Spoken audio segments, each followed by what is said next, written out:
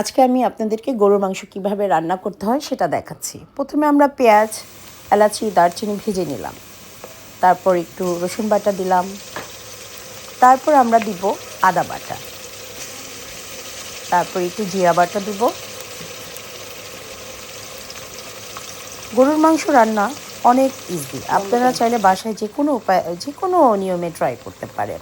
আমি এভাবেই রান্না করি। হলুদ দিলাম। এবার একটু মরিচের গুঁড়া দিয়ে দিব।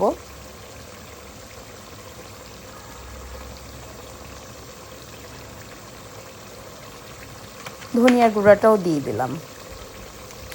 এখন আমরা এই সব মশলাগুলো দিয়ে ভালো করে মশলাটাকে কষাবো।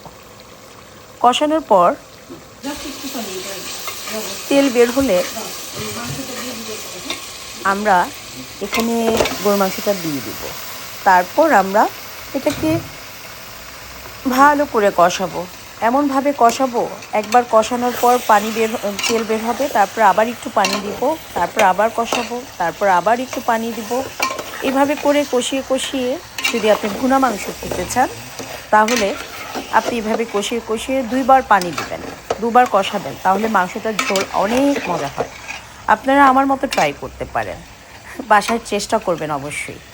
আমার গরুর মাংস কিন্তু অনেক মজা হয়, আপনারা ট্রাই করে দেখেন। Bye bye. আপনারা আমার জন্য দোয়া করবেন, সাবস্ক্রাইব করবেন। Thank you for